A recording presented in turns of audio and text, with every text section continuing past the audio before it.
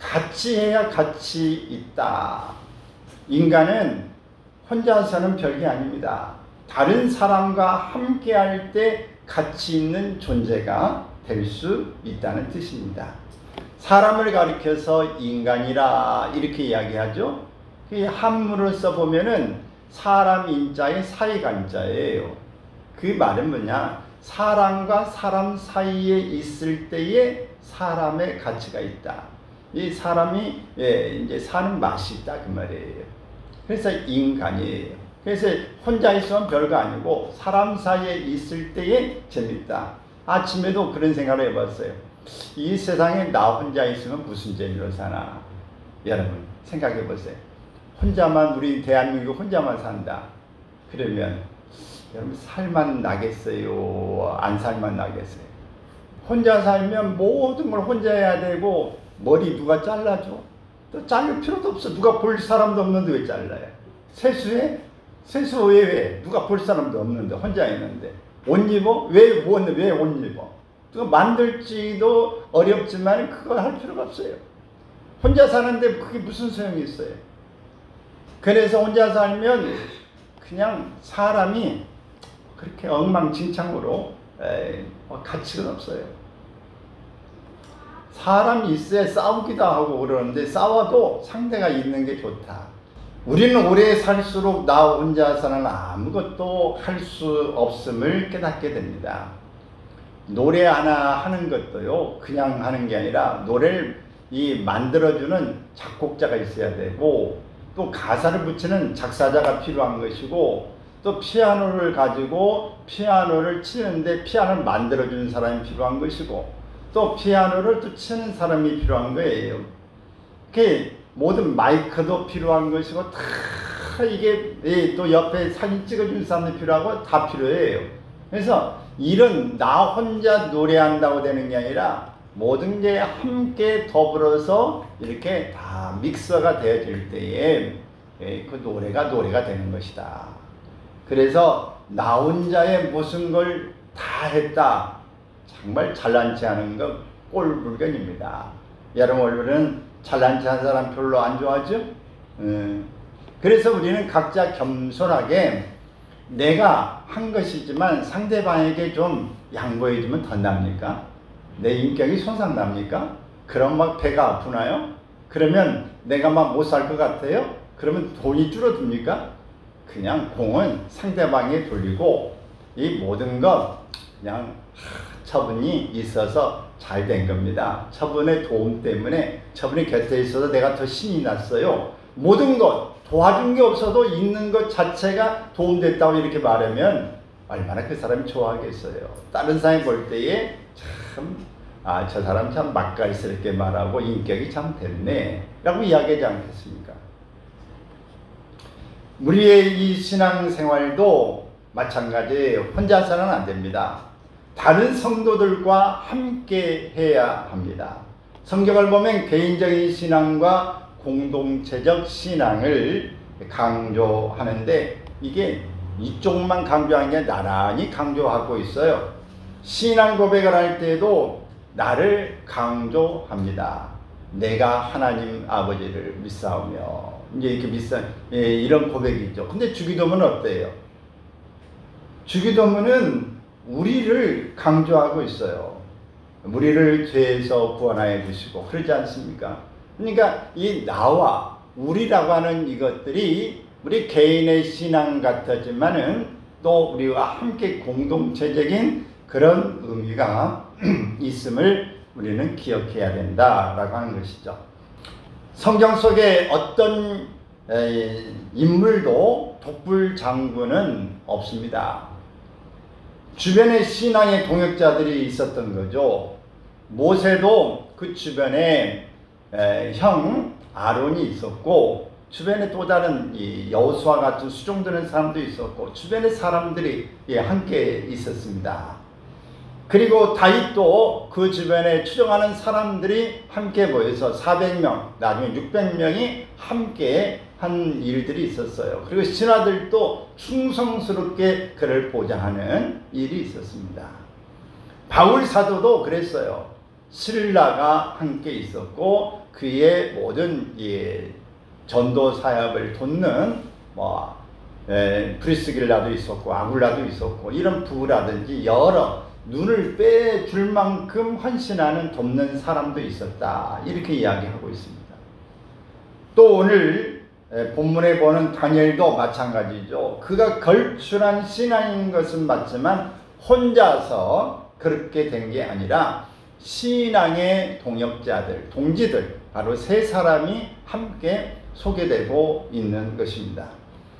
이 시대적인 배경을 좀 보면은 다니엘은 바벨론이라고 하는 제국이 유다 땅을 침공해 들어왔는데 3차에 걸쳐서 침공해 들어옵니다. 첫 번째는 BC 605년이에요. 그리고 두 번째는 597년, 또 세 번째는 BC 586년, 마침내 유다가 다 멸망해버리고 만때입니다. 그런데 이 다니엘은 아마 10대 후반쯤 됐을 걸로 추정되는데 1차 BC 605년에 포로로 잡혀간 것으로 보입니다.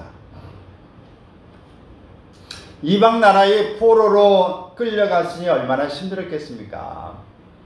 신앙을 유지하는 것조차도 어렵죠. 그럼에도 불구하고 신앙을 유지할 뿐만 아니라 또 그 왕의 명령을 거스려 가면서까지 신앙의 동역자들과 함께 이 위기를 극복했던 내용을 설명하고 있는 것입니다. 오늘 저와 여러분도 마찬가지, 신앙은 우리가 1대1이다. 하나님과 나 개인의 관계다. 맞죠? 그런데 이것은 맞는 말이지만 반쪽 진리입니다.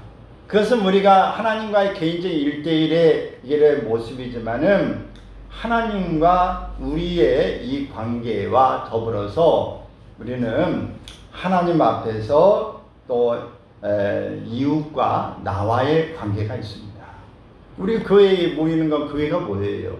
예수 그리스도를 주로 고백한 사람들이 모이는 무리가 바로 교회예요. 이것은 이 장소는 예배당이에요. 그냥 이 건물이죠.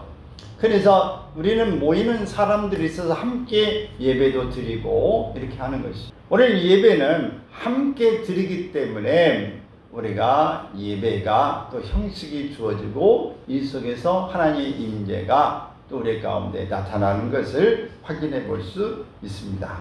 그러므로 우리는 하나님 주시는 풍성한 은혜와 축복을 누리기 위해서는 우리가 하나님 앞에 오히려 시험과 고난 가운데서도 흔들리고 실패할 가능성이 많은데 함께 동역자들과 이제 합해서 서로 위로하고 격려하면서 서로 잘 챙겨줄 때에 나 혼자 신앙보다는 더불어서 함께하는 신앙이 훨씬 더 중요하구나 라고 하는 걸 알 수 있습니다.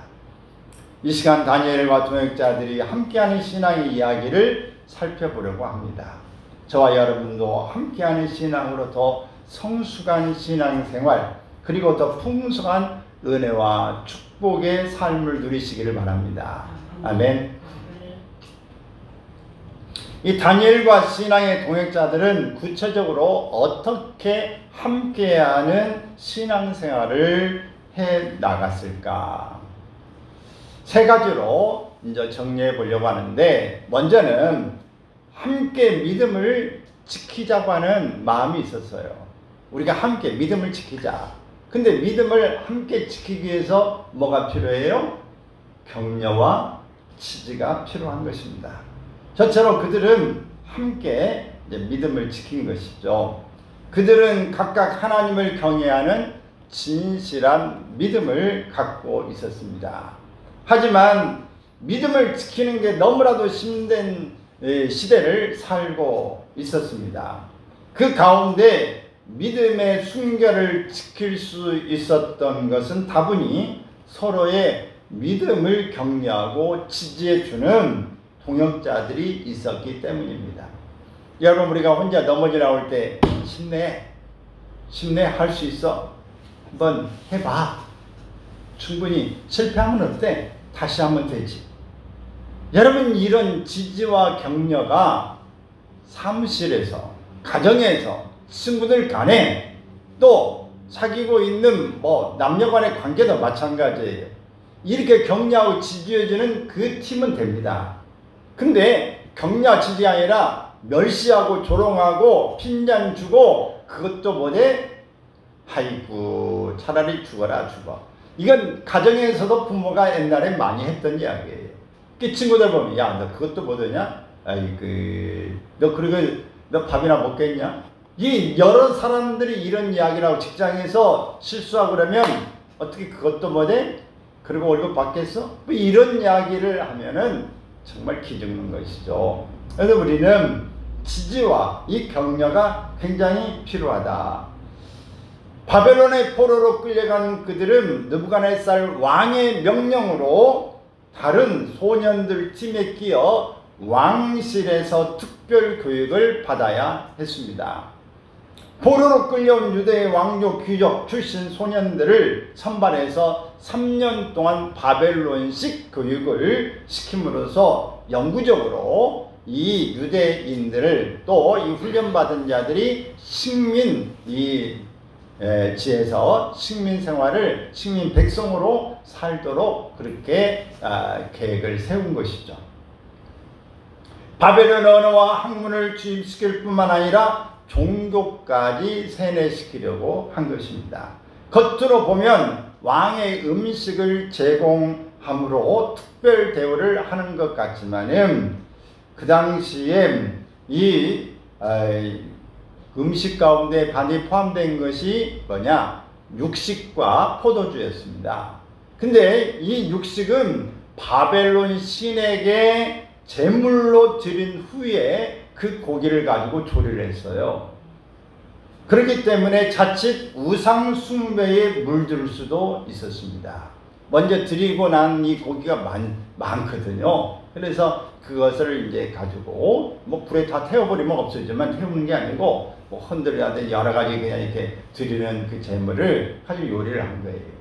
또 포도주를 먹는가 하면 유대인들에게 포도주를 먹었습니다. 이게 음식처럼. 그 지역은 우리하고 틀리게 유럽은 이 먼지가 많고 땅에 물이 아주 안 좋아요. 그래서 그들은 늘 이렇게 옅은 이 포도주 알코올이 있는 그것을 식후에 이제 이렇게 먹는 그런 게 있었고, 유대인들도 포도주, 예수님 가나 혼인 잔치에도 이 포도주가 떨어졌다고 할 때 잔치에다 포도주를 먹지 않습니까?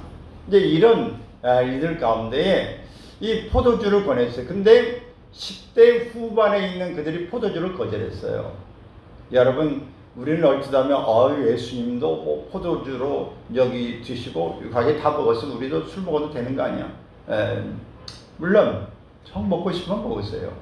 근데 우리 약으로, 신약에 와서는 약으로 우리가 소주 같은 거, 그 당시에 유장병이 나온 사람은 소주를 먹어라, 혈액순환이나 이런 거 이제 되는 일이니까. 그 다음에 약이 없어서 그런 거죠.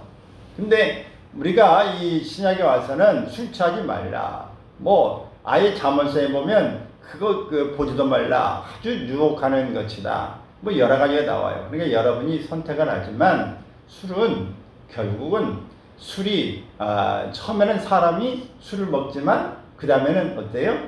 술을 먹고, 그 다음에는 술이 사람을 먹고, 그래서 인사불성이 돼가지고 그냥 제정신이 안 된 모습으로 바뀝니다. 그래서 이 다니엘과 세 친구들은 포도주를 왕이 되는 걸 먹지 않았어요. 왜? 젊을 때부터 술을 먹으면은 이 쾌락, 이 부분에 빠져들 수 있다고 하는 이런 것 때문에 그들은 육식과 포도주를 거절한 것입니다. 술을 이렇게 먹으면 기분이 좋아지면 쾌락에 빠질 가능성이 굉장히 많아지는 것이죠. 그래서 그걸 경계했습니다. 다니엘서 1장 8절에 그래서 그들은 이렇게 고백합니다. 시작. 다니엘은 뜻을 정하여 왕의 음식과 그가 마시는 포도주로 자기를 더럽히지 아니하리라 하고, 자기를 더럽히지 아니하도록 황관자에게 구하니, 뜻을 정했다는 것은 믿음의 순결을 지키겠다는 결단입니다.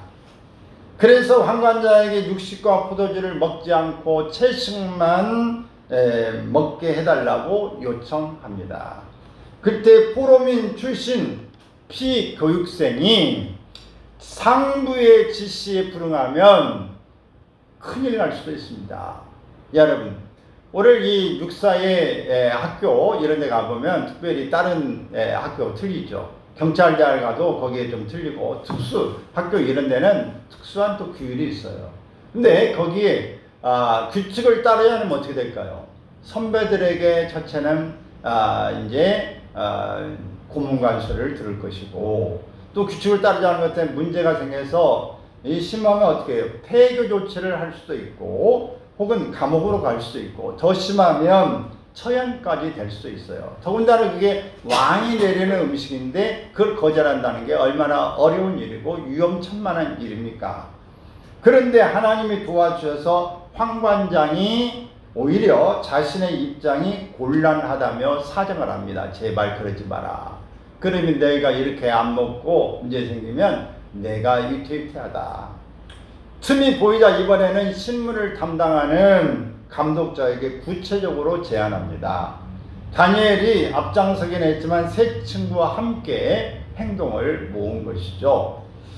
열흘 동안만 그러면 시험해 보시고 이 시험에서 통과되면 우리 청을 들어주시고 10일 동안 시험 해봐서 안 된다 싶으면은 거절하지 않고 명예를 따르겠습니다.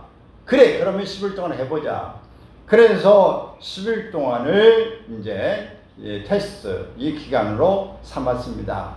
그러고 난 다음에 다니엘서 1장 15절 16절에는 이렇게 말합니다. 시작. 열흘 후에 그들의 얼굴이 더욱 아름답고 살이 더욱 윤택하여 왕의 음식을 먹는 다른 소년들보다 더 좋아 보인지라. 그리하여 감독하는 자가 그들에게 지정된 음식과 마실 포도주를 제하고 채식을 주니라. 이상이 없을 뿐 아니라 오히려 다른 소년들보다 건강 상태가 좋은 것입니다. 당연히 이제 3년 동안 육식과 포도주를 먹었다 안 먹었다? 안 먹죠. 채식만 먹게 허락을 받습니다. 드디어 3년의 기간이 끝났습니다. 그리고 훈련받은 모든 사람들이 이제 왕 앞에 가서 왕 앞에 인터뷰를 합니다. 테스트를 받아야 되죠. 너희들은 공부를 잘했나 안 했나, 각 분야의 문제를 다 이 난제들을 냅니다. 이렇게 낼 때에 그 결과가 어떻게 됐을까요? 다니엘서 1장 20절 시작. 왕이 그들에게 모든 일을 묻는 중에 그 지혜와 총명이 온 나라 박수와 술객보다 10배나 나은 줄을 아니라. 10배라는 말은 어떻게 10배를 구별할 수 있겠습니까? 10이라는 것은 많다고 하는 거예요. 완전하다, 많다 이런 뜻을 이제 가지고 있는 것이죠. 박수와 술객은 우상 종교인이지만 요즘으로 말하면 왕의 자문관입니다. 자문관. 내 소년이 그들보다 월등하다는 평가를 받아서 교육생들 중에 1위부터 4등까지 다 한 겁니다. 그래서 그들은 관직에 등용됐는데 다니엘과 신앙의 동역자들이 서로 격려하고 지지해 준 결과입니다. 이처럼 우리도 서로 믿음이 흔들리지 않도록, 약화되지 않도록 서로 격려해야 합니다. 우리가 지난주에 우리가 공부라고 하는 제목을 말씀을 나눴지 않습니까? 그래, 공부라고 하는 것 간에 우리가 특별반 만들어서 5명이 여러 선생님들이 집중적으로 공부하는 거 보셨죠? 5명이 서로 또 선생님과 함께 격려하고 빠져나가려면 또 위로하고 지지하면서 목표를 세워서까지 함께 나아감으로 모두가 다 좋은 대학에 들어갔다. 이런 겁니다.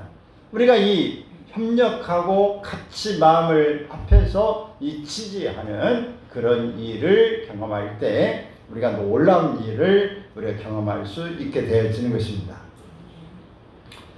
우리가 히브리서 24절, 25절 말씀을 보면 서로 돌아보아 사랑과 선행을 격려하며 모이기를 패하는 어떤 사람들의 습관과 같이 하지 말고 오직 권하여 그날이 가까움을 볼수록 더욱 그리하자. 오늘 이 시대에 모이는 것 자체가 어렵습니다. 옛날에는 심심하니까 교회 갔어요. 할 일 없으니까 교회 가서 힘드니까 기도했어요. 근데 저녁에는 지금 할 게 너무 많아. TV에 드라마가 너무너무 총천연석으로 칼라로 잘 나와. 코미디언도 잘 나오고 뉴스도 잘 나오고, 그 무엇보다도 이 젊은 애들은 게임기가 있어. 게임이라 정신이 없어. 근데 그거 안 가도 뭐예요? 핸드폰만 있으면 모든 게 다 끝나. 그냥 뭐 유튜브도 보고 핸드폰 갖고 다. 그러니 사람들이 심심하지를 않아요. 아쉬운 게 별로 없어. 그러니까 교회에 모이는 걸 별로 싫어해요. 또 차들을 다 가지고 있으니까 수요일날은 놀러 가고 싶어요. 또 돈을 이제 다 버니까 그걸로 맛있는 맛집 투어하고 여행 가려고 계획을 세워요. 옛날에는 가려고 해도 차가 없으니까 안 갔어. 오토바이도 못 사. 자전거 사려면 큰맘 먹어야 돼. 그래서 했는데 이 짐도 있고 어떻게 다니겠어요. 돈도 없고 여러 환경이 안 좋으니까 안 가네. 지금은 모이는 게 너무너무 힘들어요. 사람들이 또 바빠. 그래서 우리가 이렇게 신앙생활을 우리가 요즘에도 하기가 옛날보다 훨씬 더 어려운 때가 되었다. 그러므로 서로가 믿음으로 우리가 격려하고 우리가 선행으로 다가가서 서로 간에 우리 파이팅하자. 믿음 생활하자. 다른 것보다도 우리가 믿음에 우리가 올인해야 된다 라고 하는 이런 마음을 가지고 서로 지지해 주시기를 바랍니다. 아는 사람 있으면 전화도 금방 하고 왜 못 왔냐고 그래야 되는데, 안 오면 안 왔는가 보다, 왔으면 왔는가 보다, 못 오면 사정이 있겠지. 네. 그냥 그걸로 끝. 이렇게 하는 것은 우리가 관심이 없는 거죠. 근데 이렇게 선행과 이 격려, 지지하는 어떤 교회들은 너무 열심히 해가지고 성가실 정도로, 뭐 이렇게 생일 돌아와도 가고 진급 돌아와도 가서 그냥 팀원들이 가서 이 막 케이크 사가지고 한밤중에도 가고 문 앞에다 기다리고, 한 번만 어디 안 나왔다 오면 싹 다 모여라 해가지고 다 와서 막 전화하고 이게 갑자기 밀어닥쳐가지고 왜 안 나왔냐고 막 함께 박수 치고 뭐 선물 주고, 그래 왜 안 나올 수가 없지. 이제 그렇게 해서 열심히 하고, 이렇게 내가 힘을 얻고 오는데 다른 사람도 데리고 오고 싶지 않겠어요. 그러니까 이렇게 서로 선행으로 나아가고 지지하고, 이 어려운 때지만 아이고 그래 가면 힘이 되고 좋아, 이렇게 해서 서로 간에 믿음을 붙들어줘서 잘 믿음 생활을 할 수 있도록 해주는 것이 중요한 것입니다. 우리가 종말이 가까울수록 말세의 개인주의 풍조가 이제 심화되면서 신앙인들도 이런 그 풍조에 휘말리면서 믿음 생활을 잘하기가 굉장히 어려워지는 때죠. 그래서 우리가 적극적으로 서로 격려하고 위로하는 일이 필요한 것입니다. 저도 이제 훈련소에서 훈련 받을 때에 이제 꼭 그 부분이 있어요. 완전군장 뿌리고 이제 20km 행군, 이제 또 저 특수부대 같은 데 40km 행진 막 이런 게 있거든요. 그래서 행진을 해야 되는데 막 이게 저기 가다 보면 그 힘들고 처진 사람이 있어요. 처진 사람이 있어. 처진 사람이 있으면 내버려 두면 아예 그냥 나고자가 됩니다. 그래서 처진 사람을 어디 해야 되냐? 중간으로 데려와. 그 중간에 대해서 행렬에 중간에 껴놓으면 거의 완주합니다. 근데 처진 사람을 내버려 두면 그냥 처져 버려요. 여러분, 원래 우리가 처진 사람을 내버려 두면 안 되고 어떻게 해야 돼? 무리수에 잘 가는 중간에다 끼워 넣어야 돼요. 그래서 함께 앞뒤가 갈 때 그냥 덩달아서 갈 수 있도록 이렇게 해줘야 되는 것이다. 그래야 낙오가 안 된다라고 하는 것이죠.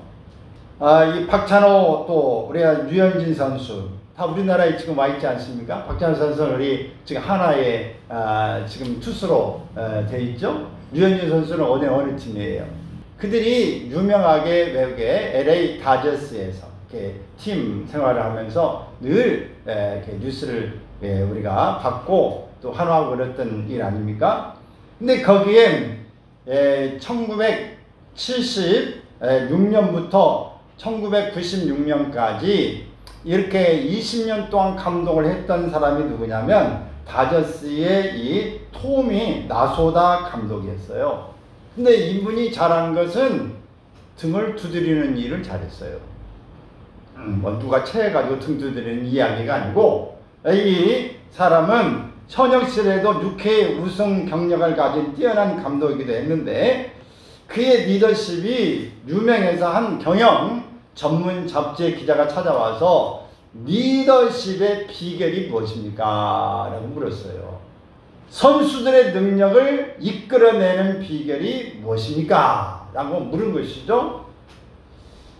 글쎄요, 제가 알고 있는 확실한 한 가지는 사람들은 기분이 좋을 때에 자신의 능력을 최대로 발휘한다는 것을 알고 있습니다. 선수들의 능력을 인정하고 높이 평가하는 것이 가장 중요합니다. 선수들이 좋은 성적을 내면 저는 등을 두드려 주고 다가가 안아줍니다. 이게 저의 방법입니다. 대답을 들은 기자는 웃으며 이렇게 물었습니다. 지금 연봉이 100억이 넘는 선수들에게 그런 방법이 통한다고 저에게 말씀하시는 건가요? 그렇습니다. 솔직히 말하면 저는 이 방법이 대통령일지라도 통할 것이라고 생각합니다. 등을 두드리는 격려와 칭찬이 필요하지 않는 사람은 세상에 한 명도 없습니다. 여러분, 우리가 잘못한 사람을 향해서 비난하거나 책망하거나 지적하는 일 하고 싶고 또 얼마든지 할 수 있습니다. 근데 그 효과는 씁쓸합니다. 결코 좋은 결과를 가져올 수 없어요. 미우거나 원수를 갖거나 관계를 끊어버리거나 보이지 않게 만드는 이유가 됩니다.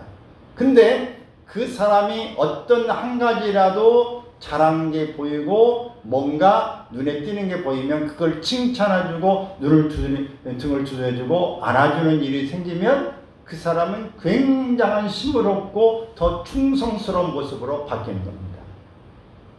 여러분, 우리가 눈에 보면 좋은 점도 있고 안 좋은 점도 보이죠. 그러나 안 좋음을 보기 시작하면 끝이 없어요. 그래서 결혼한 사람은 이렇게 하라고 그래요. 가정법원에 근무한 30년 경력한 분이 지금 이혼 소송을 한 5천 건의 그 이혼 주례를 했대요. 이혼 주례. 근데 그 속에서 자기도 지금 가방을 몇 번 쌌대요.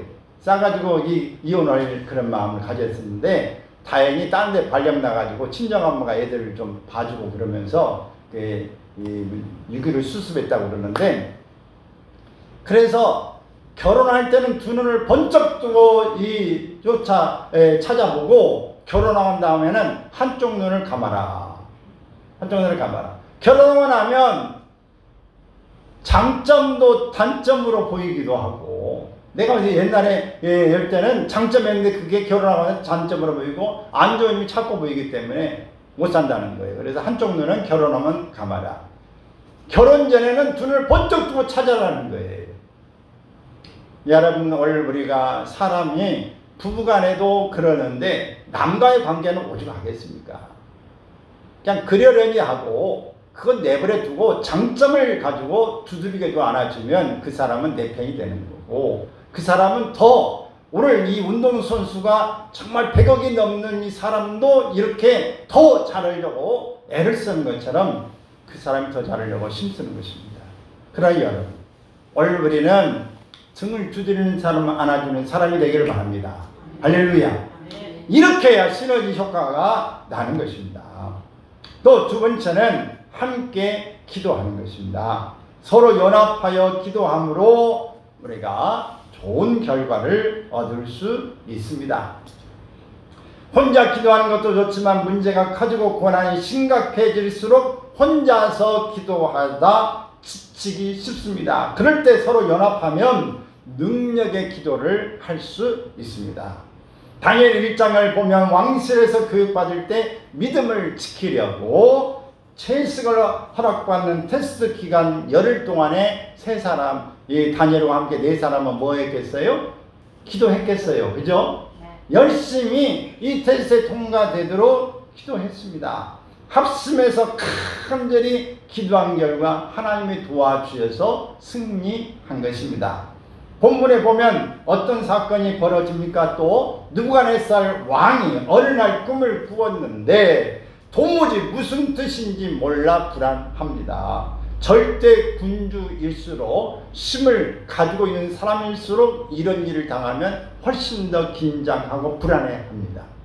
이게 무슨 요즘인가? 이게 바로 인간의 한계죠. 아무리 혼자 막 절대 1인 치아 뭐 이런 부분에 다 모든 사람을 아래 두고 있다 하더라도 더 불안한 거예요.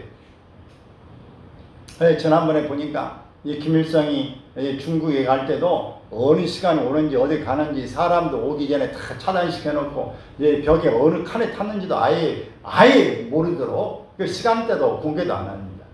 그만큼 이 독재자들 절대 이 권력자들은 더 훨씬 불안한데 꿈을 꾸고 난 다음에 그가 어떻게 할지를 몰랐어요. 그러면서 이 자문가들을 다 불러서 너희들 내가 꿈을 꿨는데 말이야 그 어떤 내가 꿈을 꾸고 그 꾼 꿈이 뭔지 해석 좀 해봐라. 그러니까 이 자문관들이 이게 황당한 겁니다. 지금까지 왕들은 꿈을 꾼 내용을 이야기하고 해석을 해달라고 했는데 해몽을 해달라고 했는데 이건 꿈이 무슨 꿈을 꿨는지 네 꿈을 내가 어떻게 알아? 하면서 그건 왕이 책 잡으려고 한 겁니다. 꿈을 말씀하시면 해석을 해드리리다. 이놈들이 핑계댄다고 말하면서 꿈을 해몽을 말하면 너희를 다 죽이리라. 이렇게 해서 이제 다니엘과 세 친구들도 거기에 포함될 이제 그 가능성이 있는 것이죠. 그래서 아리옥이라는 사람이 급히 그들에게 이제 전달해서 이제 죽인다고 하는 전가를 할 때에 다니엘이 그 이야기를 듣고 다니엘이 왜 그렇게 급하십니까? 차초, 2차, 여차, 조차 합니다. 그래서 이 다니엘 왕 앞에 가서 내가 왕 앞에 꿈을 해몽해 드리리다. 하루만 시간을 주십시오. 그리고 저녁에 갔습니다. 그리고 세 친구들에게 함께 그날쯤에 뭐 했겠어요? 기도했겠어요. 열심히 기도했어요. 그러고 난 다음에 하나님이 그들에게 이 다니엘에게 꿈의 해몽을 어떤 꿈을 꾸고 그 뜻은 무엇인가를 말해주게 되어진 것입니다. 다니엘서 2장 13절 읽습니다. 왕의 명령이 내림에 지혜자들은 죽게 되었고 다니엘과 그의 친구들도 죽이려고 찾았더라. 이렇게 간절히 기도할 때의 역사가 일어나는 것입니다. 다니엘서 2장 17절 18절 같이 읽습니다. 이에 다니엘이 자기 집으로 돌아가서 그 친구 하나냐와 미사엘과 아샤랴에게 그 일을 알리고 하늘에 계신 하나님이 이 은밀한 일에 대하여 불쌍히 여기사 다니엘과 친구들이 바벨론의 다른 지혜자들과 함께 죽임을 당하지 않게 하시기를 그들로 하여금 구하게 하니라.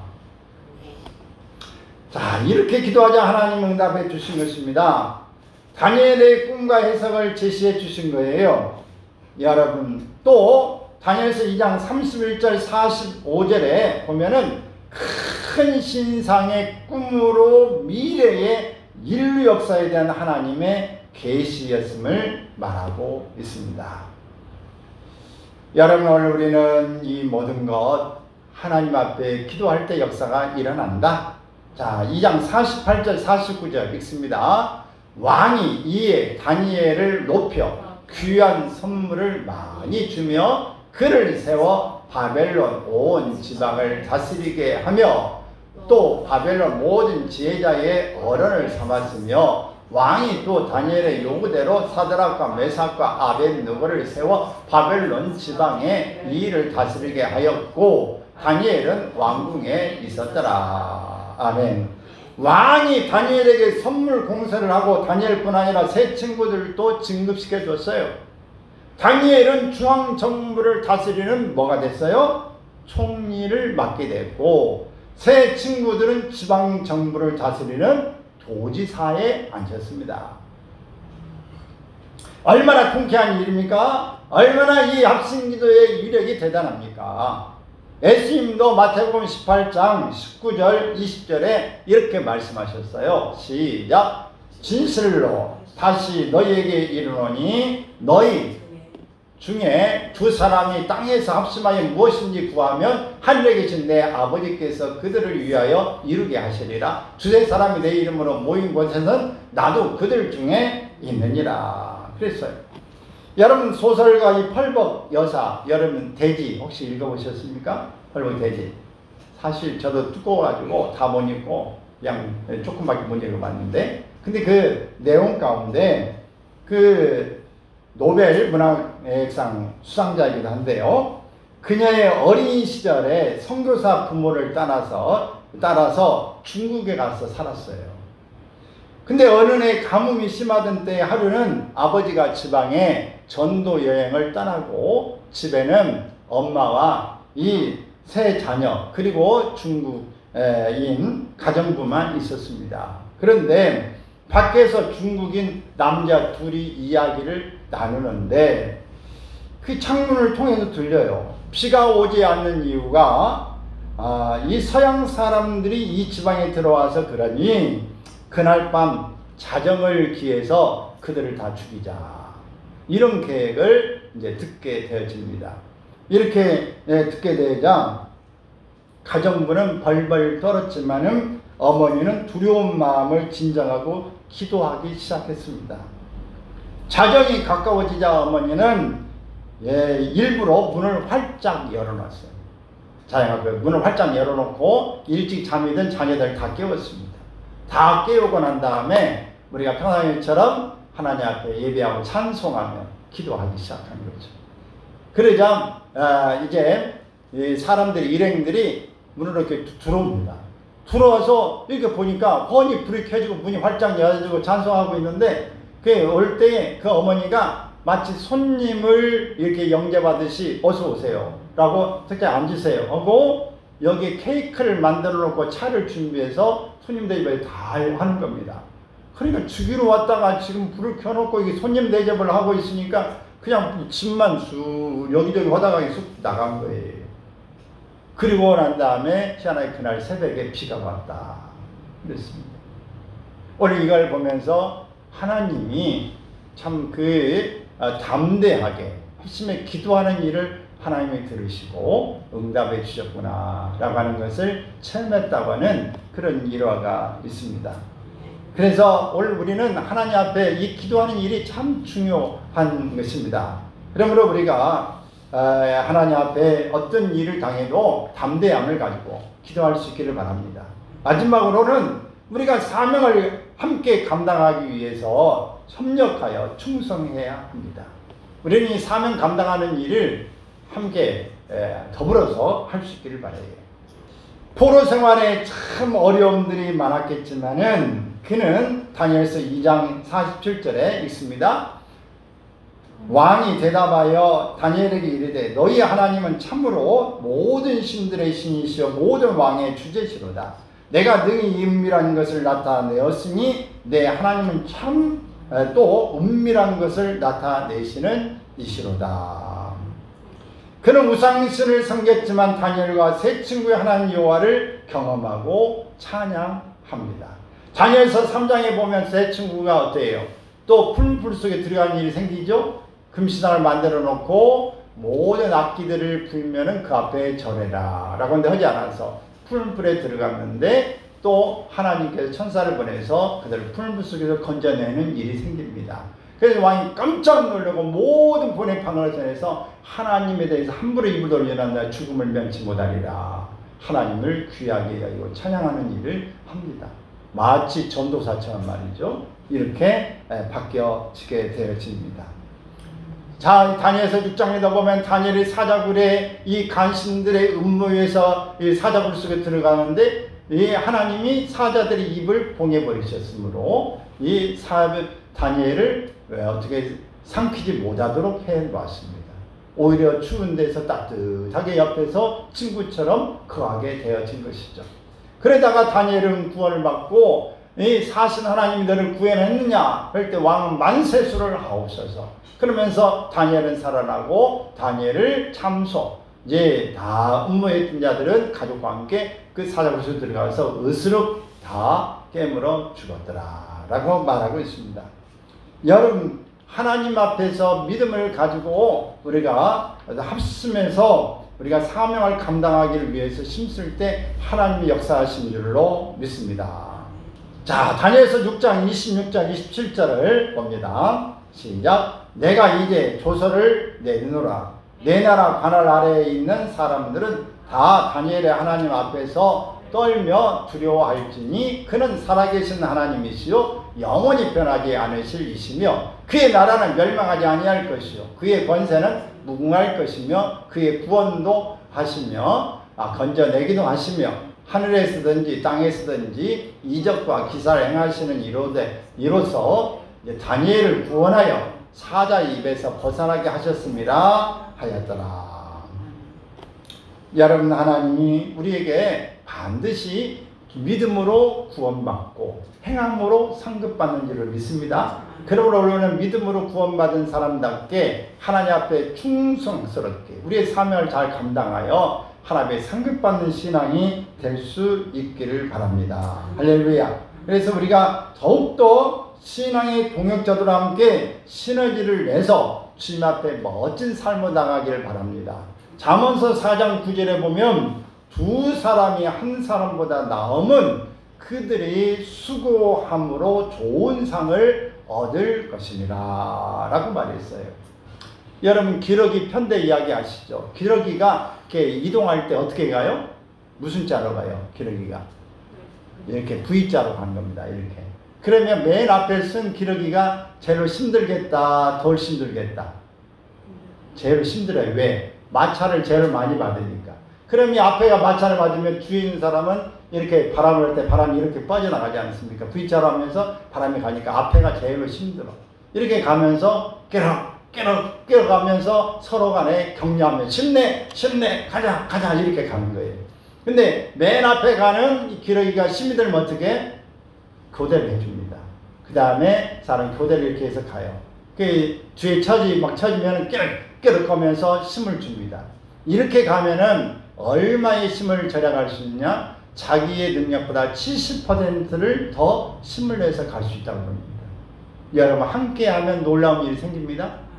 한 가지 이야기하고 마치겠어요. 여러분, 이 썰매를 끄는 말을 대회를 했어요. 어떤 말이 가장 힘있게 썰매를 끌 수 있는가를 대회를 했습니다. 근데 1등이 2000kg을 끌었어요. 어마어마하죠? 근데 눈썰매 눈이 있으니까 조금은 이제 좀 가볍겠죠. 근데 2000개를 끌었어요. 근데 2등이 1800kg을 끌었습니다. 어마어마하죠? 말 한마리가. 그래서 사람들 호기심이 생겼어요. 그러면 1등과 2등이 끌면 몇 킬로를 끌 수 있을까? 얼마나 끌 수 있을까요? 두 마리가 합해서 끌었는데 5600kg을 끌었어요.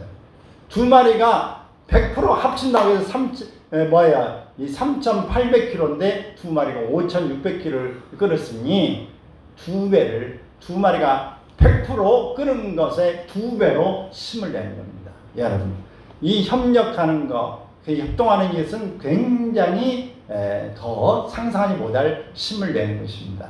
그러므로 우리가 하나님 앞에서 이 다니엘과 세 친구들처럼 협력해서 우리가 힘을 내서 우리의 하나님과 나의 신앙 관계뿐만 아니라 또 나와 너의 이 관계를 잘 가지고 믿음의 힘을 가지고 승리할 수 있기를 주의 이름으로 축원합니다.